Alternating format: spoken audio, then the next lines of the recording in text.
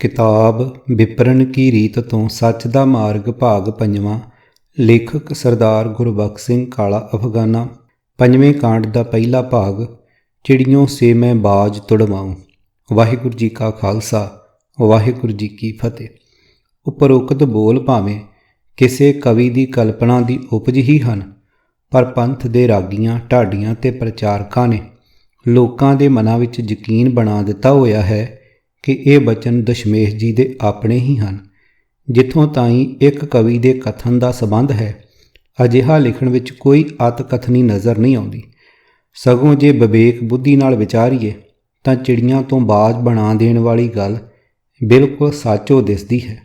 उदाहरण वजों चिड़ियां दे आलणे विचों आंडियां नूं जां चिड़ियां दे बच्चिआं नूं छेड़न दा यतन कीता जावे, जे होर कुਝ ना कर सकण तां चिड़ियां इकट्ठियां हो के ਆਪਣੇ ਵਿੱਤੋਂ ਵੱਧ ਸ਼ੋਰ ਸ਼ਰਾਬਾ ਜ਼ਰੂਰ ਮਚਾਉਂਦੀਆਂ ਹਨ। ਭਾਰਤ ਵਾਸੀ ਤਾਂ ਚਿੜੀਆਂ ਨਾਲੋਂ ਵੀ ਵੱਧ ਮਨ ਦੀ ਹਾਲਤ ਵਾਲਾ ਬਣ ਚੁੱਕਾ ਸੀ। ਜਰਵਾਣਿਆਂ ਦੀ ਕਿਸੇ ਵਧੀਕੀ ਵਿਰੁੱਧ ਚਿੜੀਆਂ ਵਾਂਗ ਰੌਲਾ ਪਾਉਣ ਜੋਗਾ ਵੀ ਨਹੀਂ ਸੀ ਰਹਿ ਗਿਆ ਹੋਇਆ। ਆਮ ਲੋਕਾਂ ਦੀ ਤਾਂ ਗੱਲ ਹੀ ਕੀ ਕਰਨੀ ਹੈ। ਜਨਤਾ ਵਿੱਚੋਂ ਜਿਨ੍ਹਾਂ ਨੂੰ ਸਭ ਤੋਂ ਵੱਧ ਬਹਾਦਰ ਸੂਰਬੀਰ ਸਮਝਿਆ ਜਾਂਦਾ ਸੀ, ਉਹ ਰਾਜਪੂਤ ਅਤੇ ਖੱਤਰੀ ਆਪਣੀਆਂ ਰੋਂਦੀਆਂ ਕੁਰਲਾਉਂਦੀਆਂ ਧੀਆਂ ਭੈਣਾਂ ਨੂੰ ਆਪਣੇ ਮੋਢਿਆਂ 'ਤੇ ਚੁੱਕ ਕੇ ਆਪ ਹੀ ਜਰਮਾਣਿਆਂ ਦੇ ਮਹਿਲੀਂ ਪਹੁੰਚਾ ਆਉਣ ਦੀ ਗੰਭੀਰ ਨਮੋਸ਼ੀ ਪਾਣੀ ਵਾਂਗ ਪੀ ਜਾਣ ਵਿੱਚ ਵੱਡੀ ਚਤੁਰਾਈ ਸਮਝਣ ਲੱਗ ਪਏ ਹੋਏ ਸਨ। ਭਾਵ ਪਠਾਨ, ਮੁਗਲ, ਦੁਰਾਨੀ ਆਦਿ ਵਿਦੇਸ਼ੀ ਲੁਟੇਰੇ ਮਾਨੋ ਬਾਜ ਸਨ ਅਤੇ ਭਾਰਤੀ ਜਨਤਾ ਮਾਨੋ ਅਜਿਹੀਆਂ ਨਤਾਣੀਆਂ ਅਤੇ ਡਰਪੋਕ ਚਿੜੀਆਂ ਸਨ ਜੋ ਜ਼ੁਲਮ ਦੇ ਵਿਰੁੱਧ ਉੱਚਾ ਸਾਹ ਵੀ ਨਹੀਂ ਸਨ ਲੈ ਸਕਦੀਆਂ। ਗੁਰੂ ਨਾਨਕ ਜੀ ਦੇ ਨਿਆਰੇ ਗਿਆਨ ਨੇ ਮੁਰਦਾ ਹੋ ਚੁੱਕੀ ਕੌਮ ਵਿੱਚ ਅਜਿਹੀ ਜਾਨ ਪਾ ਦਿੱਤੀ ਕਿ ਬਾਜ ਬਣੇ ਹੋਏ ਮੁਗਲ, ਜਿਨ੍ਹਾਂ ਨੂੰ ਨਿਕਾਰੀਆਂ ਚਿੜੀਆਂ ਸਮਝ ਕੇ ਵਧੀਕੀਆਂ ਕਰਦੇ ਜ਼ਰਾ ਨਹੀਂ ਸਨ ਸੰਗਦੇ, ਸਤਿਗੁਰਾਂ ਦੀ ਮਿਹਰ ਨਾਲ ਸੰਤ ਸੂਰਮੇ ਬਣ ਚੁੱਕੇ ਉਹਨਾਂ ਹੀ ਭਾਰਤੀਆਂ ਕੋਲੋਂ ਆਪਣੀ ਜਾਨ ਅਤੇ ਮਾਲ ਬਚਾਉਣ ਲਈ ਲੁਕਦੇ ਫਿਰਦੇ ਸਨ। ਸੋ ਕਵੀ ਦਾ ਇਹ ਲਿਖਣਾ ਅਤ ਕਥਨੀ ਨਹੀਂ ਹੈ ਕਿ ਨਿਕਾਰੀਆਂ ਚਿੜੀਆਂ ਬਣੇ ਮਨੁੱਖ ਗੁਰੂ ਦੀ ਸਿੱਖਿਆ 'ਤੇ ਤੁਰਦੇ ਹੋਏ ਜ਼ਾਲਮ ਬਾਜਾਂ ਅਤੇ ਨਿਰਦਈ ਬੱਬਰ ਸ਼ੇਰਾਂ ਦੀ ਘੰਡੀ ਮਰੋੜਨ ਜੋਗੇ ਬਣ ਗਏ ਸਨ। ਕਵੀ ਦੇ ਮਗਰੋਂ ਤਸਵੀਰਾਂ ਵੇਚ ਕੇ ਧਨ ਜੋੜਨ ਵਾਲਿਆਂ ਦੀ ਵਾਰੀ ਆਈ। ਉਹਨਾਂ ਨੇ ਦੋ ਪ੍ਰਕਾਰ ਦੀਆਂ ਬੜੀਆਂ ਸੋਹਣੀਆਂ ਅਤੇ ਪ੍ਰਭਾਵਸ਼ਾਲੀ ਤਸਵੀਰਾਂ ਬਣਾ ਕੇ ਸ੍ਰੀ ਦਰਬਾਰ ਸਾਹਿਬ ਅੰਮ੍ਰਿਤਸਰ ਦੀਆਂ ਕੰਧਾਂ ਦੀ ਛਾਂ ਕੋਲ ਬਣੀਆਂ ਦੁਕਾਨਾਂ ਤੱਕ ਵੀ ਪਹੁੰਚਾ ਦਿੱਤੀਆਂ। ਇੱਕ ਤਸਵੀਰ ਵਿੱਚ ਅਮਰ ਦੇ ਬਾਟੇ ਵਿੱਚੋਂ ਅੰਮ੍ਰਿਤ ਛਕ ਲੈਣ ਵਾਲੀਆਂ ਚਿੜੀਆਂ ਨੇ ਬਾਜ ਨੂੰ ਢਾਇਆ ਹੋਇਆ ਹੈ। ਦੂਜੀ ਵਿੱਚ ਅੰਮ੍ਰਿਤ ਦੇ ਬਾਟੇ ਵਿੱਚੋਂ ਘੁੱਟ ਭਰ ਲੈਣ ਵਾਲੀ ਚਿੜੀ ਅਤੇ ਚਿੜਾ ਆਪਸ ਵਿੱਚ ਹੀ ਲੜ ਕੇ ਮਰ ਰਹੇ ਹਨ। ਦੋਹਾਂ ਤਸਵੀਰਾਂ ਵਿੱਚ ਦਸ਼ਮੇਸ਼ ਜੀ ਗੰਭੀਰ ਹੋਏ ਕੋਲ ਖਲੋਤੇ ਦਰਸਾਏ ਹੋਏ ਹਨ। ਜ਼ਰੂਰੀ ਸੀ ਕਿ ਤਸਵੀਰਾਂ ਦੇ ਹੇਠਾਂ ਅਜਿਹੀ ਚਿੱਤਰਕਾਰੀ ਦਾ ਅਸਲ ਮੰਤਵ ਵੀ ਲਿਖਿਆ ਜਾਂਦਾ, ਪਰ ਜਿਨ੍ਹਾਂ ਨੇ ਲੁੱਟ ਖਾਣ ਦਾ ਸਾਧਨ ਬਣਾਇਆ ਹੀ ਭਰਮ ਨੂੰ ਹੋਵੇ, ਉਹ ਭਲਾ ਲੋਕਾਂ ਨੂੰ ਅਸਲੀਅਤ ਤੋਂ ਜਾਣੂ ਕਿਉਂ ਕਰਵਾਉਣ। ਕਵੀਆਂ ਅਤੇ ਮੁਸੱਵਰਾਂ ਦੇ ਮਗਰੋਂ ਤੀਜੇ ਥਾਂ ਵਾਰੀ ਆਈ ਡੇਰੇਦਾਰ ਸੰਤਾਂ ਮਹਾਂਪੁਰਖਾਂ ਦੀ। ਆਖਰ ਇਹਨਾਂ ਦੇ ਹਲਵੇ ਮੰਡੇ ਵੀ ਤਾਂ ਭਰਮ ਦੇ ਆਸਰੇ ਹੀ ਤੁਰਦੇ ਹਨ। ਉਹਨਾਂ ਨੇ ਕਵੀ ਦੀ ਇਸ ਕਲਪਨਾ ਨੂੰ ਪੂਰਨ ਸੱਚ ਦਾ ਰੂਪ ਦੇ ਦੇਣ ਦੀ ਕੂਟ ਯੋਜਨਾ ਘੜ ਲਈ। ਭਿੰਡਰਾਂ ਵਾਲੇ ਸੰਤਾਂ ਮਹਾਂਪੁਰਖਾਂ ਨੇ ਆਪਣੀ ਪੁਸਤਕ ਗੁਰਮਤਿ ਰਹਿਤ ਮਰਜ਼ਾਦਾ ਦੇ 53 ਸਫ਼ੇ 'ਤੇ ਅਤੇ ਗੁਰਬਾਣੀ ਪਾਠ ਦਰਸ਼ਨ ਦੇ 49 ਸਫ਼ੇ 'ਤੇ ਇਹ ਕੁਝ ਲਿਖ ਦਿੱਤਾ। ਅੰਮ੍ਰਿਤ ਛਕਾਉਂਦਿਆਂ ਚਿੜੀ ਤੇ ਚਿੜਾ ਆਏ ਤਾਂ ਮਹਾਰਾਜ ਨੇ ਬਰਤਨ ਵਿੱਚ ਅੰਮ੍ਰਿਤ ਪਾ ਦਿੱਤਾ। ਉਹ ਪੀ ਕੇ ਆਪੋ ਵਿੱਚ ਲੜ ਕੇ ਸਮਾਪਤ ਹੋ ਗਏ। ਭਾਈ ਗੁਰਬਖਸ਼ ਸਿੰਘ ਨੇ ਲਿਖਿਆ ਹੈ ਕਿ ਮੈਂ ਉਸ ਵਕਤ ਸਤਿਗੁਰੂ ਮਹਾਰਾਜ ਸਾਹਿਬ ਜੀ ਦੇ ਕੌਤਕ ਦੇਖ ਰਿਹਾ ਸੀ। ਕੌਤਕ ਦੇਖ ਕੇ ਮੈਂ ਮਾਤਾ ਅਜੀਤ ਕੌਰ ਦੇ ਪਾਸ ਭੱਜ ਕੇ ਗਿਆ ਕਿ ਮਾਤਾ ਜੀ, ਸਿੱਖ ਤਾਂ ਐਸੇ ਹੋਣਗੇ ਜੋ ਆਪਸ ਵਿੱਚ ਲੜ ਕੇ ਮਰ ਜਾਇਆ ਕਰਨਗੇ। ਕੋਈ ਯਤਨ ਕਰਨਾ ਚਾਹੀਦਾ ਹੈ ਜਿਸ ਕਰਕੇ ਮੇਲ ਵੀ ਬਣਿਆ ਰਹੇ। ਮਾਤਾ ਸਾਹਿਬ ਜੀ ਉਸ ਵਕਤ ਪਤਾਸੇ ਲੈ ਕੇ ਸਤਿਗੁਰਾਂ ਦੀ ਹਜ਼ੂਰੀ ਵਿੱਚ ਆਏ। ਮਹਾਰਾਜ ਸਾਹਿਬ ਜੀ ਨੇ ਕਿਹਾ, ਚੰਗੇ ਵਕਤ ਆਈ ਹੈ। ਉਹ ਪਤਾਸੇ ਮਹਾਰਾਜ ਨੇ ਅੰਮ੍ਰਿਤ ਵਿੱਚ ਪਾਏ ਤੇ ਕਿਹਾ, ਚੰਗਾ ਮਿਠਾਸ ਵੀ ਪੰਥ ਵਿੱਚ ਹੋਵੇਗੀ। ਆਪੋ ਵਿੱਚ ਪਿਆਰ ਵੀ ਹੋਵੇਗਾ। ਜਿੱਥੇ ਯੋਧੇ ਹੋਣਗੇ ਆਪੋ ਵਿੱਚ ਮੁਹੱਬਤ ਵੀ ਹੋਵੇਗੀ। ਅਜਿਹੀਆਂ ਲਿਖਤਾਂ ਤੋਂ ਹੇਠ ਲਿਖੇ ਗੰਭੀਰ ਸ਼ੰਕਾ ਪੈਦੇ ਹੁੰਦੇ ਹਨ, ਜਿਨ੍ਹਾਂ ਤੋਂ ਗੁਰੂ ਇਤਿਹਾਸ ਦਾ ਵਡਮੁੱਲਾ ਪੱਖ ਹੌਲੀ ਹੌਲੀ ਪੁਰਾਣਕ ਗਾਥਾ ਦਾ ਰੂਪ ਧਾਰ ਲੈਣ ਦਾ ਸਬੱਬ ਬਣ ਰਿਹਾ ਹੈ। ਭਾਗੂੜਾ ਕਿ ਦਸ਼ਮੇਸ਼ ਜੀ ਅੰਮ੍ਰਿਤ ਤਿਆਰ ਕਰਨ ਦੀ ਕਾਹਲ ਵਿੱਚ ਇਹ ਭੁੱਲ ਗਏ ਸਨ ਕਿ ਪਤਾਸਿਆਂ ਤੋਂ ਬਿਨਾਂ ਅੰਮ੍ਰਿਤ ਦੇ ਥਾਂ ਜਾਨਲੇਵਾ ਜ਼ਹਿਰ ਬਣ ਜਾਣਾ ਹੈ। ਦਸ਼ਮੇਸ਼ ਜੀ ਦੇ ਪਾਵਨ ਪਵਿੱਤਰ ਨਾਮਣੇ ਨਾਲ ਭੁੱਲੜ ਹੋਣ ਦਾ ਘਿਣਾਵਣਾ ਦੋਸ਼ ਮੜ ਕੇ ਭੁੱਲਣ ਅੰਦਰ ਸਭ ਕੋ ਅਭੁੱਲ ਗੁਰੂ ਕਰਤਾਰ ਪੰਨਾ 61 ਗੁਰੂ ਵਾਗ ਦੀ ਨਰਾਦਰੀ ਦਾ ਵੀ ਧਿਆਨ ਨਹੀਂ। ਭਾਗੜਾ ਜੇ ਕਿਤੇ ਮਾਤਾ ਜੀ ਅੰਮ੍ਰਿਤ ਵਿੱਚ ਪਤਾਸੇ ਨਾ ਪਾਉਂਦੇ ਤਾਂ ਜਿਹੜਾ ਅੰਮ੍ਰਿਤ ਸਤਿਗੁਰਾਂ ਨੇ ਤਿਆਰ ਕਰ ਲਿਆ ਸੀ ਉਸ ਨੂੰ ਪੀ ਕੇ ਖਾਲਸਾ ਪੰਥ ਨੇ ਚਿੜੀ ਚਿੜੇ ਵਾਂਗ ਆਪਸ ਵਿੱਚ ਹੀ ਲੜ ਕੇ ਕੁਝ ਦਿਨਾਂ ਵਿੱਚ ਹੀ ਸਮਾਪਤ ਹੋ ਜਾਣਾ ਸੀ। ਅਰਥਾਤ ਉਪਰੋਕਤ ਵਰਣਨ ਸਭ ਕੁਝ ਲਿਖਣ ਤੋਂ ਸੰਤਾਂ ਮਹਾਂਪੁਰਖਾਂ ਦਾ ਭਾਵ ਇਹ ਹੈ ਕਿ ਅੱਜ ਸਿੱਖੀ ਦੀ ਹੋਂਦ ਦਾ ਕਾਰਨ ਨਾ ਗੁਰੂ ਨਾਨਕ ਜੀ ਦਾ ਨਿਆਰਾ ਗਿਆਨ ਹੈ ਤੇ ਨਾ ਹੀ ਪੰਜ ਕਕਾਰਾਂ ਦੇ ਧਾਰਨੀ ਹੋ ਜਾਣ ਦਾ ਕੋਈ ਲਾਭ ਹੋਇਆ ਸੀ, ਸਗੋਂ ਸਿੱਖੀ ਦਾ ਅਜੋਕਾ ਵਜੂਦ ਕੇਵਲ ਮਾਤਾ ਜੀਤੋ ਜੀ ਦੇ ਪਤਾਸਿਆਂ ਦਾ ਹੀ ਪ੍ਰਤਾਪ ਹੈ। ਭਾਗੀੜੀ ਆਪਣੇ ਮੰਦੇ ਕੰਮਾਂ ਦੀ ਜ਼ਿੰਮੇਵਾਰੀ ਆਪਣੇ ਤੋਂ ਟਾਲਣ ਦੀ ਰੁਚੀ ਕਾਰਨ ਈਸਾਈ ਧਰਮ ਨੇ ਸ਼ੈਤਾਨ ਦੀ ਹੋਂਦ ਮਿਥ ਲਈ। ਕਚਹਿਰੀਆਂ ਵਿੱਚ ਵੀ ਕਹਿ ਦਿੰਦੇ ਹਨ ਕਿ ਇਹ ਘਿਣਾਵਣਾ ਪਾਪ ਮੈਥੋਂ ਸ਼ੈਤਾਨ ਨੇ ਕਰਵਾਇਆ ਸੀ। ਇੱਧਰ ਖਾਲਸਾ ਜੀ ਨੂੰ ਔਜੜੇ ਪਾਉਣ ਲਈ ਪ੍ਰਗਟ ਹੋਏ ਦੇਹਧਾਰੀ ਗੁਰੂਆਂ ਨਾਲੋਂ ਕਈ ਗੁਣਾ ਵੱਧ ਹਾਨੀਕਾਰਕ ਡੇਰੇ ਦਾ ਮਹਾਂਪੁਰਖਾਂ ਨੇ ਅਰਥਹੀਨ ਕਹਾਣੀ ਅੰਮ੍ਰਿਤ ਨਾਲ ਜੋੜ ਕੇ ਸਿੱਖਾਂ ਲਈ ਵੀ ਤਕੜਾ ਢੁੱਚਰ ਬਣਾ ਦਿੱਤਾ। ਹਾਏ ਜੇ ਕਿਤੇ ਮਾਤਾ ਜੀਤੋ ਜੀ ਇੱਕੋ ਝੋਲੀ ਪਾਉਣ ਦੀ ਥਾਂ ਅੰਮ੍ਰਿਤ ਵਿੱਚ ਪਤਾਸਿਆਂ ਦੀਆਂ ਵੱਧ ਝੋਲੀਆਂ ਪਾ ਦਿੰਦੇ ਤਾਂ ਗੁਰੂ ਦਰਬਾਰਾਂ ਅੰਦਰ ਜਾਂ ਬਾਹਰ ਆਪਸ ਵਿੱਚ ਲੜ ਕੇ ਅਸੀਂ ਇੱਕ ਦੂਜੇ ਦੇ ਦਾੜੇ ਅਥਵਾ ਕੇਸ ਪੁੱਟਣ ਦੀ ਅਤੇ ਇੱਕ ਦੂਜੇ ਨੂੰ ਫੱਟੜ ਕਰਨ ਵਰਗੀਆਂ ਸ਼ਰਮਨਾਕ ਭੁੱਲਾਂ ਕਦੇ ਨਾ ਕਰਦੇ। ਭਾਗ ਸੱਸਾ ਅਜਿਹੀ ਨਿਰਮੂਲ ਕਹਾਣੀ ਨੂੰ ਸੱਚ ਕਰਕੇ ਲਿਖਣ ਵਾਲੇ ਸੰਤਾਂ ਮਹਾਂਪੁਰਖਾਂ ਦੇ ਮਨ ਵਿੱਚ ਕੀ ਸੀ, ਇਸ ਪ੍ਰਸ਼ਨ ਦਾ ਉੱਤਰ ਉਹਨਾਂ ਦੀਆਂ ਪੁਸਤਕਾਂ ਵਿੱਚੋਂ ਕਿਤੋਂ ਨਹੀਂ ਮਿਲਦਾ। ਪਰ ਕਹਾਣੀ ਦੀ ਸ਼ਬਦਾਵਲੀ ਤੋਂ ਸਪਸ਼ਟ ਭਾਵ ਇਹ ਬਣਦਾ ਹੈ ਕਿ ਖੰਡੇ ਬਾਟੇ ਦਾ ਅੰਮ੍ਰਿਤ ਜੇ ਪਤਾਸਿਆਂ ਤੋਂ ਬਿਨਾਂ ਫਿੱਕਾ ਰਹਿ ਜਾਂਦਾ ਤਾਂ ਉਸ ਨੇ ਸਿੱਖੀ ਆਚਰਣ ਦੇ ਉਹ ਸਾਰੇ ਨਿਆਰੇ ਗੁਣ ਖਤਮ ਕਰ ਦੇਣੇ ਸਨ ਜਿਹੜੇ ਸ੍ਰੀ ਗੁਰੂ ਨਾਨਕ ਸਾਹਿਬ ਜੀ ਪਹਿਲੇ ਸਰੂਪ 1469 ਤੋਂ ਲੈ ਕੇ ਬਾਕੀ 9 ਗੁਰੂ ਸਾਹਿਬਾਨ 1699 ਤੱਕ ਆਪਣੇ ਸਿੱਖਾਂ ਨੂੰ ਦ੍ਰਿੜ ਕਰਾਉਂਦੇ ਆ ਰਹੇ ਸਨ। ਮਿੱਠਾ ਬੋਲਣਾ, ਨਿਉ ਚੱਲਣਾ, ਬਚਨਾਂ ਦੇ ਪੱਕੇ, ਸੱਚੇ ਸੁੱਚੇ ਪਰਉਪਕਾਰੀ, ਪਰ ਧਨ ਵੱਲ ਮੰਦੀ ਦ੍ਰਿਸ਼ਟ ਨਾ ਜਾਣ ਦੇਣੀ ਅਥਵਾ ਗੁਰੂ ਪਿਆਰ ਨਾਲ ਰੰਗੇ ਰਹਿਣ ਵਾਲੇ ਸਾਰੇ ਸ਼ੁਭ ਗੁਣ ਜਿਨ੍ਹਾਂ ਗੁਣਾਂ ਦੇ ਸੋਲੇ ਗਾਉਣ ਤੋਂ ਵੈਰੀ ਵੀ ਨਹੀਂ ਸਨ ਰਹਿ ਸਕਦੇ, ਦਸ਼ਮੇਸ਼ ਜੀ ਦੇ ਅੰਮ੍ਰਿਤ ਵਿੱਚ ਪਤਾਸਿਆਂ ਦੀ ਘਾਟ ਦੇ ਕਾਰਨ ਸਿੱਖ ਵਿੱਚੋਂ ਅਲੋਪ ਨਹੀਂ ਹੋ ਰਹੇ। ਵਾਸਤਵ ਵਿੱਚ ਅਸੀਂ ਉਸ ਗੁਰੂ ਬਾਣੀ ਤੋਂ ਟੁੱਟ ਗਏ ਹਾਂ ਜਿਸ ਅਨੁਸਾਰ ਚੱਲ ਕੇ ਖਾਲਸਾ ਇਹਨਾਂ ਉਪਰੋਕਤ ਵਰਣਨ ਸਾਰੇ ਗੁਣਾਂ ਦਾ ਮਾਲਕ ਬਣ ਕੇ ਸਤਿਗੁਰ ਪੂਰਾ ਅਤੇ ਸੱਜਣ ਸੂਰਾ ਅਖਵਾਇਆ ਸੀ। ਅਸੀਂ ਮਨਮੁਖ ਬਣ ਚੁੱਕੇ ਹਾਂ ਅਤੇ ਗੁਰਿਆਈ ਦੀ ਮਾਲਕੀ ਵਾਲੇ ਹੋਣ ਦੇ ਦਾਅਵੇ ਫੋਕੇ ਫੁੰਕਾਰੇ ਹਨ। ਜੇ ਗੁਰਮੁਖ ਬਣੇ ਰਹਿੰਦੇ ਤਾਂ ਅੱਜ ਵੀ ਇਹਨਾਂ ਸਾਰੇ ਗੁਣਾਂ ਨਾਲ ਭਰਪੂਰ ਦਿਸਦੇ।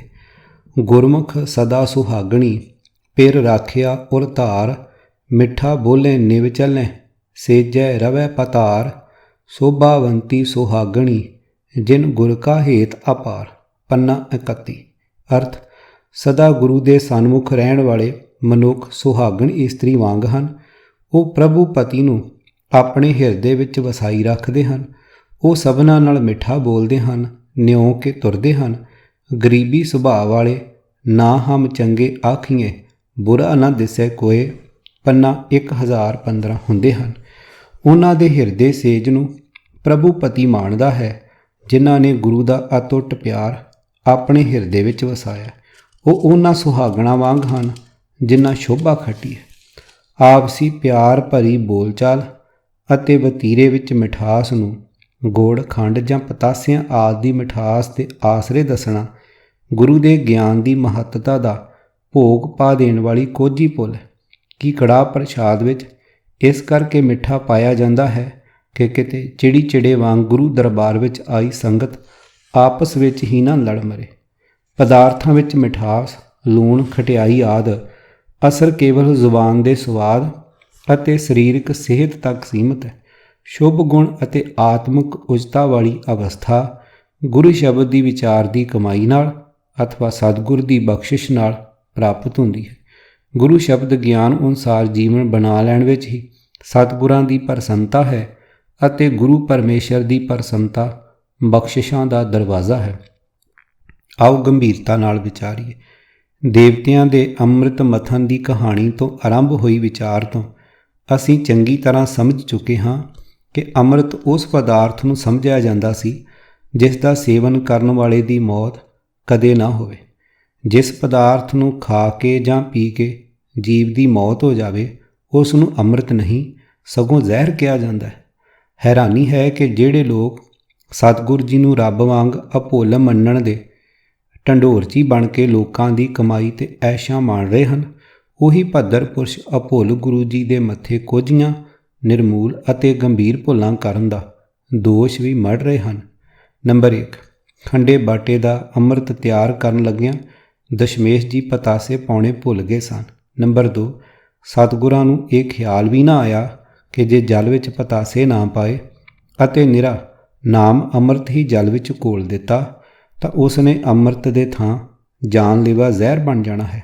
ਨੰਬਰ 3, ਤੀਜਾ ਸਭ ਤੋਂ ਵੱਡਾ ਅਤੇ ਭੈੜਾ ਅਨਰਥ ਇਹ ਲਿਖਿਆ ਹੈ ਕਿ ਚਿੜੀ ਤੇ ਚਿੜੇ ਦੀ ਮੌਤ ਹੋ ਜਾਣ ਤੇ ਦਸ਼ਮੇਸ਼ ਜੀ ਨੂੰ ਆਪਣੀ ਉਸ ਭੁੱਲ ਦਾ ਅਨੁਭਵ ਤੱਕ ਨਾ ਹੋਇਆ, ਪਰ ਭਾਈ ਗੁਰਬਖਸ਼ ਸਿੰਘ ਨੂੰ ਅੰਮ੍ਰਿਤ ਦੇ ਘਾਤਕ ਅਸਰਾਂ ਦਾ ਗਿਆਨ ਹੋ ਗਿਆ ਤੇ ਉਹ ਵਿਚਾਰਾ ਸਤਿਗੁਰਾਂ ਨੂੰ ਛੱਡ ਕੇ ਮਾਤਾ ਜੀਤੋ ਜੀ ਵੱਲ ਭੱਜ ਗਿਆ ਕਿ ਉਹੀ ਆ ਕੇ ਬੌੜੀ ਕਰਨ ਦਸ਼ਮੇਸ਼ ਜੀ ਤਾਂ ਉਲਟੇ ਰਾਹ ਪੈ ਗਏ ਹਨ। ਅਜਿਹੇ ਸ਼ੰਕੇ ਪੈਦਾ ਕਰਨ ਵਾਲੀ ਅਰਥਹੀਨ ਕਹਾਣੀ ਗੁਰਮਤਿ ਰਹਿਤ ਮਰਜ਼ਾਦਾ ਪੁਸਤਕ ਵਿੱਚ ਲਿਖਣੀ ਦਸਮ ਗੁਰੂ ਨਾਨਕ ਜੀ ਦੀ ਕੋਝੀ ਨਿੰਦਿਆ ਲਿਖਣ ਦਾ ਪਾਪ ਹੈ। ਜਿਨ੍ਹਾਂ ਗੁਰ ਗੋਪਿਆ ਆਪਣਾ ਤੇ ਨਰ ਬੁਰਿਆਰੀ, ਹਰ ਜੀਓ ਤਿਨਕਾ ਦਰਸ਼ਨ ਨਾ ਕਰੋ ਪਾਪਿਸ਼ਟ ਹਤਿਆਰੀ। ਪੰਨਾ 651। ਪਰ ਡੇਰੇਦਾਰ ਮਹਾਂਪੁਰਖ ਨਿਹ ਕਲੰਕ ਹੁੰਦੇ ਹਨ। ਇਹ ਭਾਵੇਂ ਸਤਿਗੁਰਾਂ ਦੀ ਸ਼ਾਨ ਦੇ ਵਿਰੁੱਧ ਜੋ ਮਰਜ਼ੀ ਲਿਖੀ ਜਾਣ, ਜੋ ਅਨਰਥ ਮਰਜ਼ੀ ਹੈ ਕਰੀ ਜਾਣ, ਲੋਕਾਂ ਲਈ ਸਭ ਕੁਝ ਗੁਰਮਤ ਹੀ ਹੁੰਦੀ ਹੈ। ਭਾਵ ਡੇਰੇਦਾਰ ਨੇ ਪਾਇਆ ਸਾਧ ਬਾਣਾ ਇਹਨਾਂ ਦੇ ਪਾਪਾਂ ਨੂੰ ਪੁੰਨਾਂ ਦੀ ਸ਼ਕਲ ਦੇਈ ਜਾਣ ਦੀ ਕਰਾਮਾਤ ਨਾਲੋਂ ਨਾਲ ਕਰੀ ਜਾ ਰਿਹਾ ਹੁੰਦਾ ਹੈ। ਅਜਿਹੀ ਕੋਈ ਵੀ ਰਸਮ ਅਥਵਾ ਕਰਮ ਜਿਸ ਦੇ ਕੀਤੇ ਜਾਣ ਤੇ ਅਭੁੱਲ ਅਤੇ ਨਿਰਵੈਰ ਜਗਤ ਗੁਰੂ ਸੱਚੇ ਪਾਤਸ਼ਾਹ ਦਸਮ ਗੁਰੂ ਨਾਨਕ ਸ੍ਰੀ ਦਸ਼ਮੇਸ਼ ਜੀ ਬਾਰੇ ਉਪਰੋਕਤ ਕਈ ਤਰ੍ਹਾਂ ਦੇ ਸ਼ੰਕੇ ਅਤੇ ਕਿੰਤੂ ਪਰੰਤੂ ਆ ਜੁੜੇ ਹਨ। ਉਸ ਰਸਮ ਬਾਰੇ ਚੰਗੀ ਤਰ੍ਹਾਂ ਪਤਾ ਕਰ ਲੈਣਾ ਚਾਹੀਦਾ ਹੈ ਕਿ ਕਿਤੇ ਕਿਸੇ ਦੋਖੀ ਨੇ ਗੁਰ ਇਤਿਹਾਸ ਵਿੱਚ ਰਲਾ ਹੀ ਨਾ ਪਾ ਦਿੱਤਾ ਹੋਵੇ। ਸਤਿਗੁਰਾਂ ਦੀ ਬਖਸ਼ੀ ਵਿਵੇਕਤਾ ਨਾਲ ਅਸਲੀਅਤ ਦਾ ਪਤਾ ਕਰ ਲਈਏ ਕਿ ਜਿਹੜੀ ਰਸਮ ਸਤਿਗੁਰਾਂ ਦੀ ਦੈਵੀ ਸ਼ਖਸੀਅਤ ਨੂੰ ਕਿਸੇ ਪੱਖੋਂ ਵੀ ਸ਼ੱਕੀ ਅਤੇ ਨੀਵਾਂ ਬਣਾ ਰਹੀ ਹੈ ਕਿ ਉਹ ਸਭ ਕੁਝ ਕਿਤੇ ਗੁਰਮਤਿ ਦੇ ਵਿਰੁੱਧ ਹੀ ਤਾਂ ਨਹੀਂ ਹੈ। ਭਿੰਡਰਾਂ ਵਾਲੇ ਮਹਾਂਪੁਰਖਾਂ ਨੇ ਜਿਸ ਭਾਈ ਗੁਰਬਖਸ਼ ਸਿੰਘ ਦਾ ਜ਼ਿਕਰ ਕੀਤਾ ਅਤੇ ਮਾਤਾ ਜੀਤੋ ਜੀ ਨੂੰ ਜਿਵੇਂ ਹਾਨੀਕਾਰਕ ਅੰਮ੍ਰਿਤ ਤਿਆਰ ਹੋ ਜਾਣ ਤੋਂ ਬਚਾ ਲੈਣ ਵਿੱਚ ਸਹਾਈ ਹੁੰਦੇ ਦਰਸਾਇਆ ਹੈ, ਅਜਿਹਾ ਕੁਝ ਪ੍ਰੋਫੈਸਰ ਸਾਹਿਬ ਸਿੰਘ ਜੀ, ਸੋਹਣ ਸਿੰਘ ਸੀਤਲ ਆਦਿ ਕਿਸੇ ਵਿਦਵਾਨ ਇਤਿਹਾਸਕਾਰ ਨੇ ਨਹੀਂ ਲਿਖਿਆ। ਇੱਥੋਂ ਤੱਕ ਕਿ ਪੰਥ ਵਿੱਚ ਕਈ ਤਰ੍ਹਾਂ ਦੀਆਂ ਪ੍ਰੋਤਵਾਦੀ ਰੀਤਾਂ ਦਾਖਲ ਕਰੀ ਜਾ ਰਹੇ ਨਿਰਮਲ ਪੰਥੀਏ ਗੋਬਿੰਦ ਸਿੰਘ, ਨਿਰਮਲ ਉਦਾਸੀ ਆਦਿ ਨੇ ਵੀ ਪਤਾਸੇ ਨਾ ਪਾਏ ਜਾਣ ਤੇ ਭਾਈ ਗੁਰਬਖਸ਼ ਸਿੰਘ ਅਤੇ ਫਿਰ ਮਾਤਾ ਜੀਤੋ ਜੀ ਦੇ ਸਹਾਈ ਹੋ ਜਾਣ ਬਾਰੇ ਕੁਝ ਨਹੀਂ ਲਿਖਿਆ।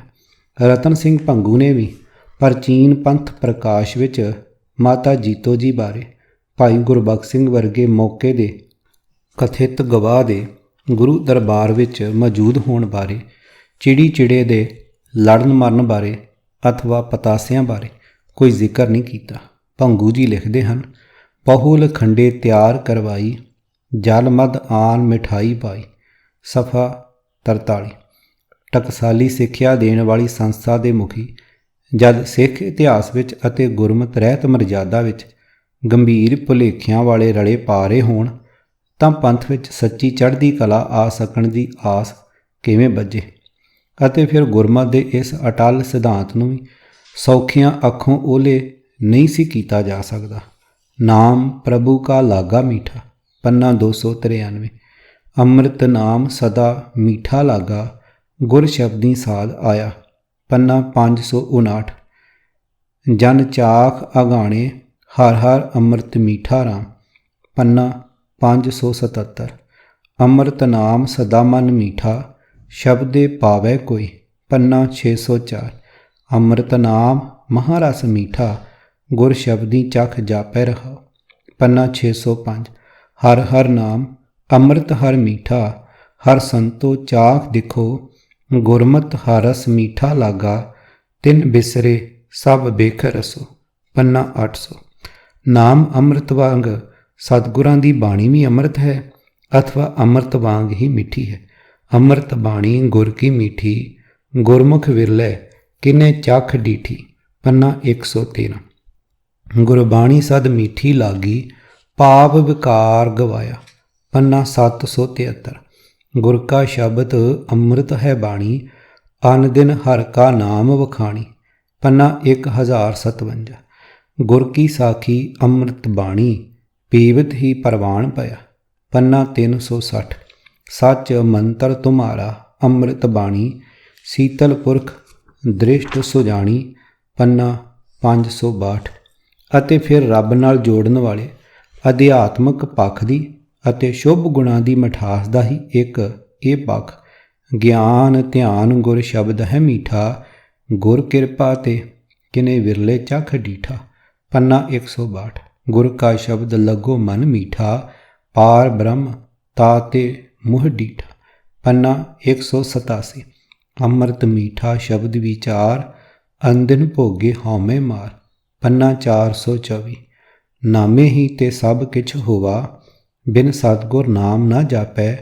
ਗੁਰ ਕਾ ਸ਼ਬਦ ਮਹਾਰਸ ਮੀਠਾ, ਬਿਨ ਚਾਖੇ ਸਾਧ ਨਾ ਜਾਪੈ। ਕੌਡੀ ਬਦਲੇ ਜਨਮ ਗਵਾਇਆ, ਚੀਨਸ ਨਾਹੀ ਆਪੈ।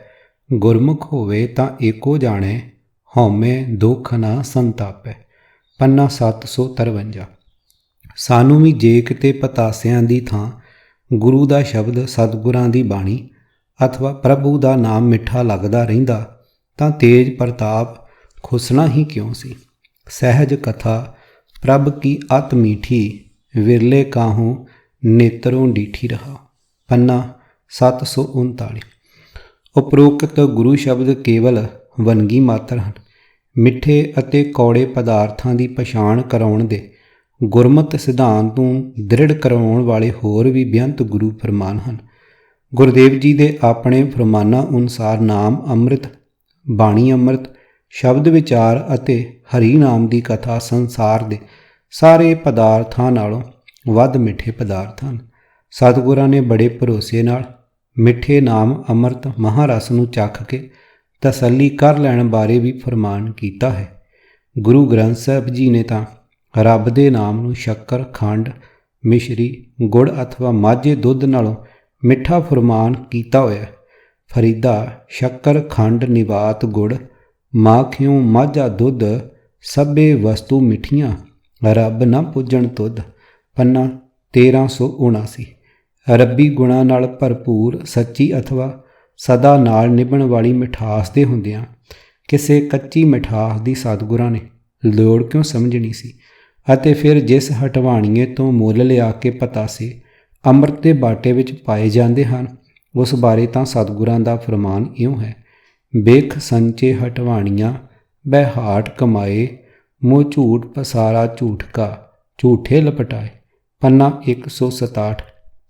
ਕਿਸੇ ਕਿਰਤੀ ਜੱਟ ਤੋਂ ਗੁੜ ਸ਼ੱਕਰ ਤਾਂ ਬੇਸ਼ੱਕ ਲੈ ਲੈਂਦੇ, ਪਰ ਮਾਇਆ ਜ਼ਹਿਰ ਦੀ ਉਗਰਾਈ ਕਰਨ ਵਾਲੇ ਝੂਠੇ ਹਟਵਾਣੀਏ ਕੋਲੋਂ ਪਤਾਸੇ ਦਸਮ ਗੁਰੂ ਨਾਨਕ ਸ੍ਰੀ ਦਸ਼ਮੇਸ਼ ਜੀ ਕਿਸੇ ਹਾਲਤ ਵਿੱਚ ਵੀ ਨਹੀਂ ਲਏ ਹੋਣੇ। ਸੁਹਿਰਦ ਅਤੇ ਸੂਝਵਾਨ ਖੋਜੀ ਸੱਜਣ ਇਸ ਪੱਖੋਂ ਹੋਰ ਡੂੰਘੀ ਖੋਜ ਕਰਕੇ ਭੁੱਲ ਨੂੰ ਸੁਧਾਰ ਲੈਣ। ਹਰ ਪੱਖੋਂ ਨਿਆਰੇ ਅਤੇ ਨਿਰਮਲ ਬਣ ਜਾਣ ਵਿੱਚ ਹੀ ਚੜ੍ਹਦੀ ਕਲਾ ਦੇ ਪਰਤ ਆਉਣ ਦੀ ਆਸ ਬੱਝਣੀ ਹੈ। ਜ਼ਰੂਰੀ ਨੋਟ: ਪੰਥ ਵਿੱਚ ਸਤਿਕਾਰੇ ਹੋਏ ਹਮ ਹਿੰਦੂ ਨਹੀਂ ਪੁਸਤਕ ਦੇ ਲੇਖਕ ਭਾਈ ਕਾਹਨ ਸਿੰਘ ਜੀ ਨਾਭਾ ਦੇ ਰਚਿਤ ਵਡਮੁੱਲੇ ਵਿਸ਼ਾਲ ਗ੍ਰੰਥ ਮਹਾਨ ਕੋਸ਼, ਜਿਸ ਨੂੰ ਭਾਸ਼ਾ ਵਿਭਾਗ ਪੰਜਾਬ ਨੇ ਛਾਪਿਆ ਹੈ, ਦੇ 77 ਸਫ਼ੇ ਤੇ ਇਨ੍ਹਾਂ ਅੱਖਰਾਂ ਵਿੱਚ ਨੋਟ ਹੈ। ਵਰਿੱਧ ਬਾਬਾ ਨਿਹਾਲ ਸਿੰਘ ਜੀ ਅਤੇ ਬਬੇਕਾ ਸਿੰਘ ਜੀ ਆਦਿਕਾਂ ਤੋਂ ਸੁਣਿਆ ਹੈ ਕਿ ਕੇਸਗੜ੍ਹ ਵਿਖੇ 1 ਵੈਸਾਖ 1756 ਨੂੰ ਗੁਰੂ ਗੋਬਿੰਦ ਸਿੰਘ ਸਾਹਿਬ ਜੀ ਨੇ ਪਤਾਸੇ ਨਹੀਂ ਮਿਲਾਏ ਅਤੇ ਮਾਤਾ ਜੀ ਦੇ ਪਤਾਸੇ ਮਿਲਾਉਣ ਵਾਲੀ ਕਥਾ ਕੇਵਲ ਕਲਪਨਾ ਹੈ। ਮਾਤਾ ਸੁੰਦਰੀ ਜੀ ਨੇ ਦਿੱਲੀ ਵਿੱਚ ਭਾਈ ਮਨੀ ਸਿੰਘ ਜੀ ਨੂੰ ਪਤਾਸੇ ਮਿਲਾਉਣ ਦਾ ਹੁਕਮ ਦਿੱਤਾ। ਤਦ ਤੋਂ ਪਤਾਸੇ ਪਾਉਣ ਦੀ ਰੀਤ ਚੱਲੀ। ਉਪਰੋਕਤ ਗੁਰਮਤਿ ਵਿਚਾਰ ਕਰਨ ਉਪਰੰਤ ਭਾਈ ਕਾਨ ਸਿੰਘ ਜੀ ਵੱਲੋਂ ਲਿਖਿਆ ਇਹ ਨੋਟ ਬੜੀ ਮਹੱਤਤਾ ਵਾਲਾ ਹੋ ਦਿਸਦਾ ਹੈ ਕਿ ਮਾਤਾ ਸੁੰਦਰੀ ਜੀ ਨੇ ਆਪਣੇ ਅਭੁੱਲ ਗੁਰਦੇਵ ਜੀ ਦੀ ਕੋਈ ਭੁੱਲ ਸੁਧਾਰੀ ਹੋਵੇਗੀ ਕਿ ਮਾਤਾ ਜੀ ਸਾਡੇ ਗੁਰੂ ਸਨ। ਪੰਥ ਦੀ ਨਿਆਰੀ ਆਭਾ ਵਿਗਾੜਨ ਵਾਲੇ ਪੰਥ ਦੋਖੀਆਂ ਨੇ ਗੁਰਮਤਿ ਮਰਜ਼ਾਦਾ ਵਿੱਚ ਬੜੇ ਦੁਖਦਾਈ ਰਲੇ ਪਾਏ ਹੋਏ ਸਿੱਧ ਹੋ ਰਹੇ ਹਨ। ਗੋਸਾਈ ਮਹਿੰਡਾ ਇਠੜਾ ਅੰਮ ਅੱਬੇ ਥਾਉ ਮਿੱਠੜਾ, ਭੈਣ ਭਾਈ ਸਭ ਸੱਜਣਾ ਤੁਧ ਜਿਹਾ ਨਾਹੀ ਕੋਏ ਜੀਓ। ਪੰਨਾ 73। ਮਾਂ ਪਿਓ ਨਾਲ ਮਿੱਠੇ ਸੱਚੇ ਸਾਈਂ, ਸਰਬ ਕਲਾਂ ਦੇ ਮਾਲਕ, ਸਾਰੇ ਅੰਗਾਂ ਸਾਕਾਂ ਨਾਲੋਂ ਪਿਆਰੇ ਦਸ਼ਮੇਸ਼ ਜੀ ਨੂੰ ਮਨੁੱਖ ਦੇ ਬਣਾਏ ਕਿਸੇ ਅਜਿਹੇ ਮਿੱਠੇ ਪਤਾਸਿਆਂ ਦੀ ਲੋੜ ਕਿਉਂ ਪੈਣੀ ਸੀ ਜਿਸ ਕਾਰਨ ਉਹਨਾਂ ਦੇ ਮੱਥੇ ਭੁੱਲੜ ਹੋ ਜਾਣ ਦਾ ਦੋਸ਼ ਮੜਿਆ ਗਿਆ। ਪਰ ਸਾਨੂੰ ਵਿਕਾਰੀਆਂ ਨੂੰ ਅਤੇ ਮਾਇਆ ਜ਼ਹਿਰ ਨੂੰ ਮਿੱਠੀ ਮੰਨਣ ਵਾਲਿਆਂ ਨੂੰ ਅਥਵਾ ਜ਼ੁਬਾਨ ਦਾ ਚਸਕਾ ਪੂਰਾ ਕਰਨ ਲਈ ਮਿਠਾਸ ਖਾਣ ਗਿੱਝਿਆਂ ਨੂੰ ਨਾਮ ਦੀ ਮਿਠਾਸ ਦਾ ਅਨੁਭਵ ਕਿਵੇਂ ਹੋ ਸਕਦਾ ਹੈ? ਅਸੀਂ ਹੁਣ ਪਤਾਸਿਆਂ ਦਾ ਚਸਕਾ ਛੱਡ ਕੇ ਨਾਮ ਰਸ ਦੀ ਮਿਠਾਸ ਵੱਲ ਕਿਉਂ ਪਰਤੀਏ? ਆਸਾ ਬੰਦੀ ਮੂਰਖ ਦੇ, ਕਾਮ ਕ੍ਰੋਧ ਲਪਟਿਓ ਅਸਨੇ, ਸਿਰ ਉੱਪਰ ਠਾਂਡੋ ਧਰਮ ਰਾਏ, ਮੀਠੀ ਕਰ ਕਰ ਵਿਖਿਆ ਖਾਏ।